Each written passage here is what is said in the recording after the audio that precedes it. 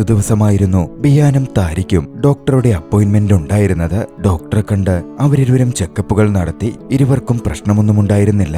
ഇരുവരും ജോലി ചെയ്യുന്നവരാണല്ലോ, അതുകൊണ്ട് സ്ട്രെസ്സും മെൻസ്ട്രൽ സൈക്കിളിലുള്ള വ്യത്യാസവുമൊക്കെ കുട്ടിയുണ്ടാവുന്നതിന് തടസ്സം നിൽക്കാമെന്നും ആദ്യത്തെ 1 കൊല്ലമായിട്ടല്ലേ ഉള്ളൂ, 3 കൊല്ലത്തോളം അടക്കുമ്പോൾ മാത്രം ട്രീറ്റ്മെന്റ് ആരംഭിച്ചാൽ മതി, ആദ്യത്തെ 2 കൊല്ലം നോർമലായി തന്നെ നോക്കാം എന്ന് ഡോക്ടർ അവർക്ക് സജസ്റ്റ് ചെയ്തു. ഈ പ്രോസസ്സുകളൊക്കെ നടക്കുമ്പോഴും താരി ഒട്ടും സന്തുഷ്ടിയായിരുന്നില്ല.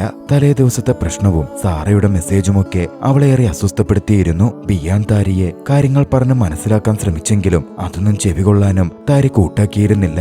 എന്തിനേറെ പറയുന്നു, ആശുപത്രിയിലേക്ക് വരെ 2 കാറിലായിരുന്നു ആ പിണക്കം കൊണ്ടവർ വന്നിരുന്നതും. ആശുപത്രിയിൽ നിന്ന് പുറത്തു വന്നപ്പോഴും ബിയാൻ താരിയോട് വീണ്ടും ക്ഷമ ചോദിച്ചു. പക്ഷെ താരി ദേഷ്യത്തിൽ തന്നെയായിരുന്നു. എത്ര തവണ നീ ക്ഷമ ചോദിക്കും എന്ന് ചോദിച്ച താരി, എനിക്ക് നിങ്ങളൊപ്പം ഒരേ കാറിൽ വരാൻ പറ്റില്ല എന്ന് പറഞ്ഞ് തന്റെ കാറെടുത്തു പോയി. തലേന്ന് രാത്രി നടന്ന വഴക്കിന്റെ കാര്യം ആ നിമിഷം ബിയാൻ ഒന്നോർത്തു. ഷാംപൂ വാങ്ങിയായിരുന്നോ, ടവലെവിടെ എന്ന് ചോദിച്ച് താഴേക്ക് വന്ന ബിയാൻ കണ്ടത് താരി ഫോൺ എടുത്തു നോക്കുന്നതായിരുന്നു. സാറയുടെ മെസ്സേജ് താരി കണ്ടിരുന്നു. സാറയുമായി നീ ഹോസ്പിറ്റലിൽ പോയോ എന്ന് താരി ചോദിച്ചപ്പോ ആദ്യം ബിയാൻ ഇല്ലെന്ന് പറഞ്ഞു. പിന്നാലെ എന്റെ ഫ്രണ്ട് നിന്നെ അവിടെ വെച്ച് കണ്ടല്ലോ എന്ന തരത്തിലായി താരിയുടെ ചോദ്യം. ഞാൻ സാറയെ വിളിച്ച് ചോദിക്കണോ എന്നുകൂടി താരി ചോദിച്ചപ്പോ ബിയാൻ അത് സമ്മതിക്കുകയായിരുന്നു. അവളുടെ കാലിലെ പ്ലാസ്റ്റർ വെട്ടാനാ കൊണ്ടുപോയെ, അവളെ സഹായിക്കണ്ടേ, അതൊരു തെറ്റാണോ എന്ന് ബിയാൻ ചോദിച്ചു. നിനക്കിപ്പോഴും മനസ്സിലാവുന്നില്ലല്ലോ ബിയാൻ, നീ അവളെ കൊണ്ടുപോയതല്ല എന്റെ പ്രശ്നം. നീ എന്നോട് ഇപ്പോഴും എപ്പോഴും കളവ് തന്നെ പറഞ്ഞുകൊണ്ടിരിക്കുന്നേ. അത് നീ ഇങ്ങനെ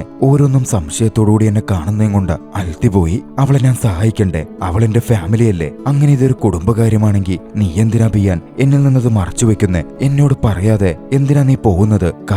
കാരണം നിന്റെ ഫീലിങ്സിന് ഞാൻ മതിപ്പ് കൊടുക്കുന്നതും കൊണ്ട് നിനക്കത് ഇഷ്ടമാവില്ല എന്നെനിക്കറിയാം. എനിക്കിഷ്ടമല്ലെന്ന് അറിയാമെങ്കിൽ പിന്നെ നിങ്ങൾ എന്തിനാ അത് ചെയ്യുന്നേ ബിയാൻ? അതും ചോദിച്ച് താരി കരയാൻ തുടങ്ങി. ബിയാനും ദേഷ്യവും സങ്കടവും വന്നു. ഞാൻ എന്തൊക്കെ പറഞ്ഞാലും എന്തൊക്കെ വിശദീകരിച്ചാലും നിനക്കെന്നെ മനസ്സിലാവാൻ പോകുന്നില്ല. സാറ എന്റെ കുടുംബാംഗമായതുകൊണ്ട് അവളെ ഞാൻ സഹായിച്ചു എന്ന് പറയുന്നതിൽ എന്തർത്ഥമാണുള്ളത്? അത് പറഞ്ഞില്ലെങ്കിൽ തന്നെ എന്താ കുഴപ്പമുള്ളത് എന്നായി ബിയാൻ. ദേഷ്യപ്പെട്ട് അവൻ തന്റെ മുറിയിലേക്ക് കയറിപ്പോയി. താരി ഓരോന്ന് ആലോചിച്ച് പൊട്ടിക്കരഞ്ഞുകൊണ്ടിരുന്നു. ഇതേ സമയം മറുവശത്ത് കാർലി കിനാനൊപ്പം കിനാന്റെ വീട്ടിലെത്തിയിരിക്കുകയായിരുന്നു. അവളുടെ വാപ്പയെയും ഉമ്മയെയും കണ്ട് തങ്ങൾ വിവാഹം കഴിച്ചാലോ എന്നതിനെപ്പറ്റി ആലോചിക്കുന്നു എന്ന് കാർലെ അവരോടായി സംസാരിച്ചു. കിനാനെ അവൻ ബ്ലാക്ക്മെയിൽ ചെയ്ത് വെച്ചിരിക്കുന്നത് കൊണ്ട് കിനാനൊന്നും പറയാനും പറ്റുന്നുണ്ടായിരുന്നില്ല. അതിനോടകം കാർലിയെ ഏറെ ഇഷ്ടപ്പെട്ടിരുന്ന കിനാന്റെ വാപ്പയ്ക്ക് കാർലിയുടെ മേൽ സംശയവും തോന്നിയില്ല. പക്ഷേ ഉമ്മ കിനാന്റെ പ്രകൃതവും ഭാവമാറ്റവും ഒക്കെ കണ്ട് ചെറുതായൊന്ന് സംശയിച്ചിരുന്നു. കിനാന്റെ അടുത്ത് എന്താണ് നിന്റെ അഭിപ്രായം എന്ന് ഉമ്മ ചോദിച്ചു. ഭയമുണ്ടായിരുന്ന കിനാൻ വിവാഹത്തിന് സമ്മതിക്കുകയാണ്. ആലോചിച്ചിട്ട് പറയാം എന്നവർ പറയുകയും ചെയ്തിരുന്നു. അന്ന് കിനാന്റെ വാപ്പയും ഉമ്മയും കൂടി കാര്യങ്ങൾ ഡിസ്കസ് ചെയ്തു. കിനാന്റെ വാപ്പയ്ക്ക് സ്മാർട്ടായ കാർലിക്ക് മകളെ വിവാഹം ചെയ്തു കൊടുക്കുന്നതിൽ എതിർപ്പൊന്നും ഉണ്ടായിരുന്നില്ല. മാത്രമല്ല നിലവിൽ ചെറിയ കച്ചവടമുണ്ട് എന്ന് പറഞ്ഞ കാർലിയെ ബിയാൻ ഏറ്റെടുക്കാത്തതുകൊണ്ട് തന്റെ ബിസിനസിന്റെ അനന്തരാവകാശിയാക്കിയാലോ എന്നുവരെ അദ്ദേഹം ചിന്തിക്കുന്നുണ്ടായിരുന്നു. അതൊക്കെ കേട്ടതും കിനാന്റെ ഉമ്മ അല്പം വറീഡായി. എന്തൊക്കെയോ ശരിയല്ലെന്ന് തോന്നൽ അവരുടെ ഉള്ളിൽ തോന്നിക്കൊണ്ടേയിരുന്നു. അവരത് തന്റെ ഹസ്ബൻഡിനോട് പറയുകയും ചെയ്തു. അടുത്ത ദിവസം ജോലി സ്ഥലത്ത് വെച്ച് അമിയും താരിയും സംസാരിക്കുകയാണ്. താരി അസ്വസ്ഥയാണ് എന്നമ്മി മനസ്സിലാക്കിയിരുന്നു. എന്താ പ്രശ്നം എന്നമ്മി ചോദിച്ചപ്പോ ബിയാൻ എന്നോട് വീണ്ടും കളവ് പറയുകയാ, അതും വെഡിങ് എഗ്രിമെന്റിൽ ഒപ്പുവെച്ചിട്ടും എന്നും താരി പറഞ്ഞു. അമ്മി അതിനെ കുറ്റപ്പെടുത്തി. വെഡിങ് എഗ്രിമെന്റ് തന്നെ പാടില്ല, നിങ്ങളെന്താ തമാശ കളിക്കുവാണോ? ഞാനും തമാശ പോലെയാ കരുതിയിരുന്നേ. പക്ഷേ ഇത് എന്താ താരി നീ പറയുന്നേ? ഭാര്യയും ഭർത്താവും തമ്മിൽ പരസ്പര വിശ്വാസം വേണം. വിവാഹം എന്ന് പറയുന്നത് വെറും തമാശയോ കോമഡിയോ കളിച്ചിരിയോ ഒന്നുമല്ല. ഇനി അവൻ കളവ് പറഞ്ഞെങ്കിൽ നിനക്കവനോട് ക്ഷമിക്കാൻ സാധിക്കില്ലേ? അതല്ലേ നല്ലത് എന്ന് അമ്മി ചോദിച്ചു. നിനക്കറിയാലോ, നീ നല്ലൊരു വിശ്വാസിയല്ലേ. പിശാചിന് ഏറ്റവും ഇഷ്ടമുള്ള കാര്യമാണ് ഭാര്യ ഭർത്താക്കന്മാർ തെറ്റിപ്പിരിന് ഡിവോഴ്സിലെത്തുന്നത്. രണ്ടുപേരും അത് പറഞ്ഞതൊന്നിച്ചായിരുന്നു. ഇരുവരും ചിരിച്ചു. പിന്നാലെ അമ്മയുടെ വിവാഹത്തെ പറ്റിയായി ചർച്ച.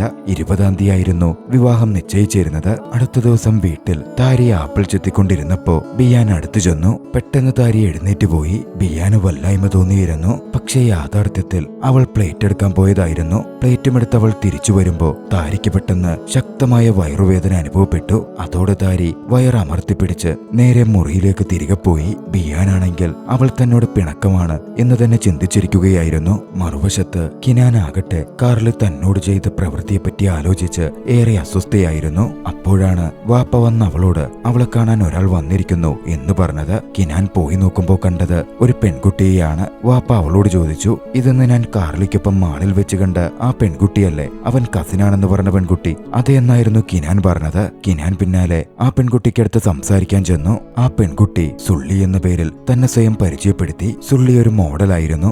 നീ കാർലിയുടെ കസിനല്ലേ എന്ന് കിനാൻ ചോദിച്ചപ്പോ, കസിനോ എന്ന് പറഞ്ഞ് ചിരിച്ച സുള്ളി, നിന്നെപ്പോലെ ഞാനും അവന്റെ ഒരു ഇരയാണ് എന്ന് പറഞ്ഞു. ഇരയോ? അതിശയത്തോടെ കിനാൻ ചോദിച്ചതും, വീഡിയോ വെച്ച് അവൻ നിന്നെ ബ്ലാക്ക്മെയിൽ ചെയ്യുന്നില്ലേ എന്നായി സുള്ളിയുടെ ചോദ്യം. നിനക്കെങ്ങനെ ആ വീഡിയോയെ പറ്റി അറിയാം എന്നതോടെ കിനാൻ ചോദിക്കാൻ തുടങ്ങി. കാർലി ഒരു പ്രൊഫഷണൽ ക്രിമിനൽ ആണെന്നും ഞാനും നീയും അവന്റെ കുറെ ഇരകളിലെ 2 പേർ മാത്രമാണ് എന്നും സുള്ളി പറഞ്ഞു. അധികം ഇരകൾ ഇനിയും അവന്റെ കെണിയിൽ പെടുന്നതിനു മുമ്പേ ഇതൊക്കെ നമുക്ക് അവസാനിപ്പിക്കണം എന്നും സുള്ളി അവളോട് പറയുന്നുണ്ടായിരുന്നു.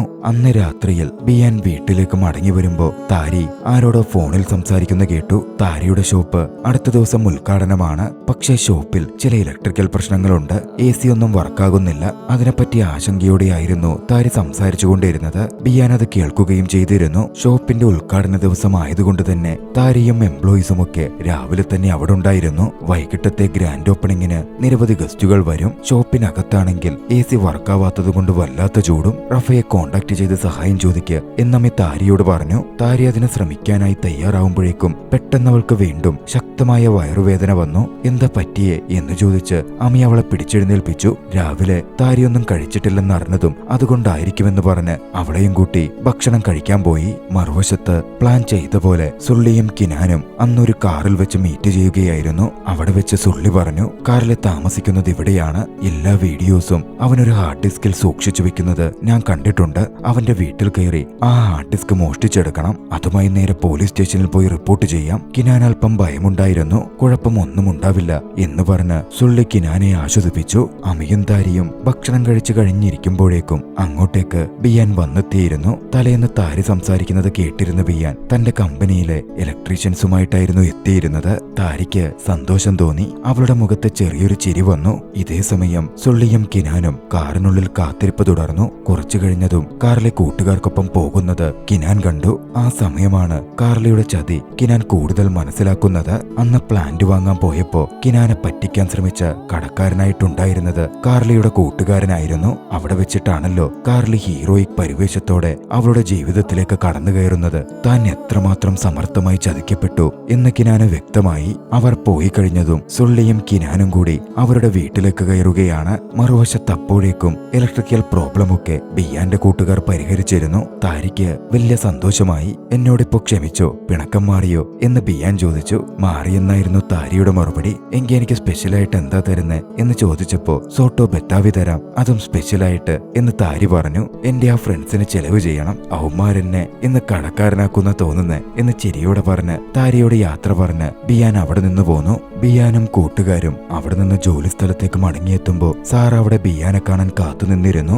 ഏറെ ദുഃഖത്തോടെ, അൽദി മരിക്കാൻ പാടില്ലായിരുന്നു ബിയാൻ, മരിക്കേണ്ടത് ഞാനായിരുന്നു എന്നൊക്കെ സാറ പറയാൻ തുടങ്ങി. ഇവിടെ നിന്നിങ്ങനെ സംസാരിക്കേണ്ട സാറ, നമുക്കകത്തിരുന്ന് സംസാരിക്കാം എന്ന് പറഞ്ഞ് ബിയാൻ അവളെ കൂട്ടി ഓഫീസിനകത്തേക്ക് പോയി. മറുവശത്ത് താരി ഒക്കെ ആയതും ഒന്ന് പുറത്തു പോവാൻ ഇറങ്ങുകയായിരുന്നു. അപ്പോഴാണ് സോട്ടോ ബത്താവിയും വാങ്ങി അമ്മി അങ്ങോട്ടേക്ക് എത്തുന്നത്. അന്നത്തെ ഗ്രാൻഡ് ഓപ്പണിങ്ങിന് തനിക്ക് നിൽക്കാൻ പറ്റില്ലെന്നും ഒരു മീറ്റിംഗ് ഉണ്ടെന്നും അവധി തരണമെന്നും അമ്മ ചിരിയോടെ അവളോട് പറഞ്ഞു. അതിനുള്ള കോമ്പൻസേഷൻ ആയിരുന്നു ആ സോട്ടോ ബത്താവി. താരിക്കും അത് മനസ്സിലായിരുന്നു. താരി അവളെ ലീവ് എടുക്കാൻ അനുവദിച്ചു. സോട്ടോ ബത്താവി കിട്ടിയതാണല്ലോ, അതുകൊണ്ടുപോയി തന്റെ പ്രിയപ്പെട്ട ഹസ്ബൻഡ് ബിയാന് കൊടുക്കാമെന്ന് അമ്മ കരുതുകയും ചെയ്തു. ബിയാന്റെ ഇഷ്ടവിഭവമായിരുന്നു അത്. ഇതേ സമയം മറുവശത്ത് കിനാനും സുള്ളിയും കാർലിയുടെ വീടിനുള്ളിൽ തിരച്ചിൽ നടത്തുകയായിരുന്നു. സാറയും ബിയാനും സംസാരിച്ചുകൊണ്ടിരുന്നു. അൽദിയെ താൻ ഒരിക്കലും പ്രണയിച്ചിരുന്നില്ല, സ്നേഹിച്ചിരുന്നില്ല എന്ന് സാറ പറഞ്ഞു. പിന്നെ നീ എന്തിനാ അവന്റെ പ്രപ്പോസൽ സ്വീകരിച്ച് എന്ന് ബിയാൻ ചോദിച്ചപ്പോ, എനിക്ക് നിന്നെ മറക്കാൻ പറ്റുന്നുണ്ടായിരുന്നില്ല,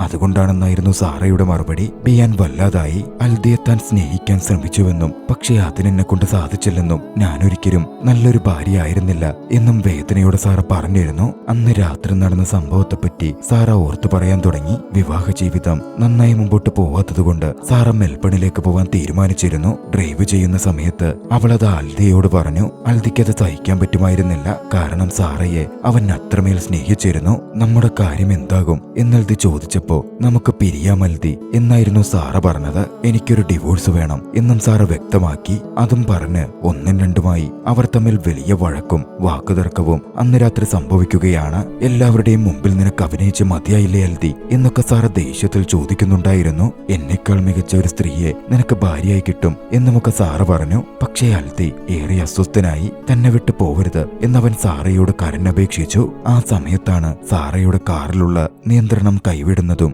അവരുടെ കാർ അപകടത്തിൽപ്പെട്ട് ഇരുവർക്കും സാരമായ പരിക്ക് പറ്റുന്നതും അൽദി മരണപ്പെടുന്നതും. അതുകൊണ്ട് തന്നെ അൽദിയോർത്ത് സാറ വീണ്ടും വീണ്ടും വേദനിക്കുകയായിരുന്നു. ഒക്കെ പറഞ്ഞ ശേഷം സാറ പറഞ്ഞു, അന്ന് അൽദിയോട് ഞാനത് പറഞ്ഞില്ലായിരുന്നേ, അൽദി ഇപ്പോഴും ജീവനോടെ ഉണ്ടായിരുന്നേനെ. ബിയാൻ സാറയെ ആശ്വസിപ്പിച്ചു. അങ്ങനെ പറയരുത് സാറ, ഇതിൽ നിനക്കൊരു പങ്കുമില്ല. ഇതൊക്കെ ദൈവത്തിന്റെ വിധിയാണ്. എനിക്ക് ഉറങ്ങാൻ പറ്റുന്നില്ല ബിയാൻ. എല്ലാ ദിവസവും ദുസ്വപ്നം കണ്ട് ഞെട്ടിയെഴുന്നേക്കുകയാണ്. ആ ആക്സിഡന്റിന്റെ തലയിൽ നിന്ന് പോകുന്നേയില്ല.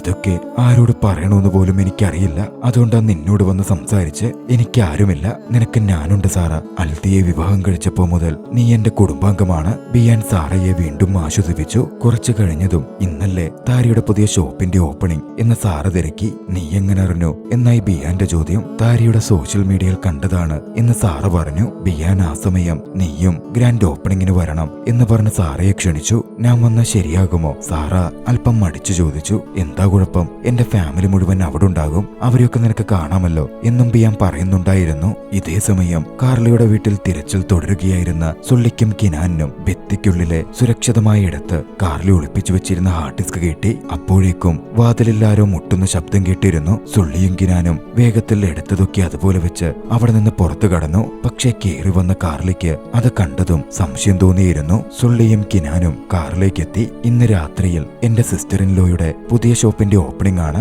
എനിക്ക് അതിന് പോകുന്നത് കൊണ്ട് ഹാർഡ് ഡിസ്ക് നിന്റെ ഒപ്പം ചെക്ക് ചെയ്യാൻ പറ്റില്ല. അങ്ങനാണെങ്കിൽ കുഴപ്പമില്ല, ഞാൻ ചെക്ക് ചെയ്തോളാം. നമുക്ക് രാവിലെ എന്നിട്ട് ഒന്നിച്ച് പോലീസ് സ്റ്റേഷനിൽ പോകാം, സുള്ളി കിനാനോട് പറഞ്ഞു. അങ്ങനെ ഇരുവരും രണ്ടു വഴിക്കായി പിരിയുകയാണ്. പക്ഷെ മറുവശത്ത് കാർലി ആകട്ടെ വീട്ടിലാരോ കടന്നു കയറിയിട്ടുണ്ട് എന്ന് മനസ്സിലാക്കി നേരെ തന്റെ വീട്ടിലെ CCTV ക്യാമറയിലേക്ക് ചിരിയോടെ നോക്കി. ഓഫീസിൽ നിന്ന് സാറ ബിയാനോട് യാത്ര പറഞ്ഞിറങ്ങുമ്പോഴായിരുന്നു താരി അങ്ങോട്ടേക്ക് വരുന്നത്. സോട്ടോ ബെത്താവിയുമായി അങ്ങോട്ടേക്ക് വന്ന താരി ബിയാനെയും സാറയെയും ഒന്നിച്ചു കണ്ട് വല്ലാതെ അസ്വസ്ഥയായി. ദേഷ്യത്തിൽ സോട്ടോ ബെത്താവി കിറ്റ് വേസ്റ്റ് ബിന്നിലിട്ട് അവൾ തിരികെ നടന്നു. തിരികെ അന്ന് ഡ്രൈവ് ചെയ്തു പോകുമ്പോഴത്രയും താരി ഓരോന്ന് ചിന്തിച്ച് വേദനിക്കുന്നുണ്ടായിരുന്നു. സമയം രാത്രിയായി. താരിയുടെ കഫേയുടെ ഗ്രാൻഡ് ഓപ്പണിങ്ങിന് ബിയാൻ അങ്ങോട്ടേക്ക് വന്നെത്തി. അതിനോടകം താരിയുടെ വല്യച്ഛനും വല്യമ്മയും ബിയാന്റെ കുടുംബവുമൊക്കെ അവിടെ ഉണ്ടായിരുന്നു. താരിയുടെ വല്യച്ഛൻ ബിയാൻ അടുത്തു വന്ന് റഫയെ ബിയാന് പരിചയപ്പെടുത്തി. റഫയാണ് ഈ കഫേയുടെ കൺസൾട്ടന്റ് എന്നൊക്കെ പറഞ്ഞു. പക്ഷേ ബിയാനും റഫയും മുമ്പേ കണ്ട് പരിചയമുണ്ടായിരുന്നല്ലോ. അവർ അൽദിയുടെ ഫ്യൂണറൽ ചടങ്ങിനെ പറ്റി ഓർത്തെടുത്തു. പിന്നാലെ ബിയാൻ താരി എവിടെയെന്ന് തിരക്കി. താരി നിന്റെ ഓഫീസിലേക്ക് ഫുഡും കൊണ്ടുവന്നാണല്ലോ, പിന്നെ കണ്ടില്ലല്ലോ എന്ന് വല്യച്ഛൻ പറഞ്ഞതോടെ ബിയാൻ അല്പം അസ്വസ്ഥനായി. അപ്പോഴാണ് താരി അങ്ങോട്ടേക്ക് വരുന്നത്. താരിയുടെ മുഖം അസ്വസ്ഥമായി ഇരിക്കുന്നുണ്ടായിരുന്നു. താരി വന്ന് ഏവരോടും സംസാരിക്കുമ്പോ അത് ശ്രദ്ധിച്ച വല്യച്ഛൻ താരിയോട് അതിനെപ്പറ്റി ചോദിച്ചു. ഒന്നുമില്ലെന്നും താൻ ടയേർഡാണ് എന്ന് മാത്രമായിരുന്നു താരി മറുപടി പറഞ്ഞത്. ബിയാൻ താരിയോട് സംസാരിക്കാൻ ചെന്നെങ്കിലും താരി ബിയാനെ അവഗണിക്കുന്നുണ്ടായിരുന്നു. താരിക്ക് പിന്നാലെ പോയി അവളെ പിടിച്ചു നിർത്തി ബിയാൻ സംസാരിച്ചു. താരി, നീ ഓഫീസിൽ വന്നപ്പോ സാറയെ കണ്ടോ? അതുകൊണ്ടാണോ ഇങ്ങനെ? നീ വിചാരിക്കും പോലെ ഒന്നും തന്നെയില്ല. ആര് പറഞ്ഞു ഇല്ലെന്ന്? അവൾ നമുക്കിടയിലുണ്ട്. അതുകൊണ്ട് ഒരിക്കലും നമുക്കൊന്നാവാൻ സാധിക്കില്ല. താരി കരഞ്ഞോണ്ടിരുന്നു. നമുക്കിടയിൽ ആരുമില്ല താരി, നിന്നെ മാത്രമേ ഞാൻ പ്രണയിക്കുന്നുള്ളൂ. വളരെ യാദൃച്ഛികമായി നടന്നതാ അതൊക്കെ. ബിയാൻ പറഞ്ഞപ്പോ യാദൃച്ഛികതയോ എന്ന് ചോദിച്ച് താരി ദേഷ്യപ്പെട്ടു. അതും ഇത്രയും ആവർത്തിച്ച് ഇതാണോ യാദൃച്ഛികത? എനിക്ക് പറ്റുന്നില്ല ബിയാൻ, ഞാൻ എല്ലാം കൊണ്ടും മടുത്തു. താരി കണ്ണീരോടെ പറഞ്ഞുകൊണ്ടിരുന്നു. എന്ത് പറയണം എന്ന് ബിയാൻ അറിവുണ്ടായിരുന്നില്ല. താരിയെ ആശ്വസിപ്പിക്കാൻ ബിയാൻ ശ്രമിച്ചു. നിന്റെ ഷോപ്പിന്റെ ഗ്രാൻഡ് ഓപ്പണിംഗാ, എല്ലാവരും ഇവിടെ ഉണ്ട്, അവര് കാണും, നമുക്ക് വീട്ടിൽ പോയി സംസാരിക്കാം. എന്നോട് കളവ് പറയില്ലെന്ന് നിങ്ങൾ പറഞ്ഞതല്ലേ ബിയാൻ, എന്നിട്ട് പിന്നെയും കളവ് പറയുവല്ലേ? അതും പറഞ്ഞ് താരി കണ്ണീരോടെ തിരികെ നടക്കാൻ തുടങ്ങി. ഞാൻ കളവ് പറഞ്ഞിട്ടില്ല താരി എന്ന് പറഞ്ഞ് ബിയാൻ അവളുടെ പിന്നാലെ ചെന്നു. അവൾ കഫയുടെ മുമ്പിലേക്ക് എത്തിയപ്പോഴേക്കും അങ്ങോട്ടേക്ക് സാറ വന്നെത്തിയിരുന്നു. സാറയെ മുമ്പിൽ കണ്ടതും താരി ആകെ വല്ലാതായി. അവൾക്ക് വീണ്ടും ശക്തിയായ വയറുവേദന അനുഭവപ്പെട്ടു. തലകറങ്ങി അവൾ താഴെ വീണു. ഉടനടി താരിയെ ആശുപത്രിയിലേക്ക് കൊണ്ടുപോകാൻ ആരംഭിച്ചു.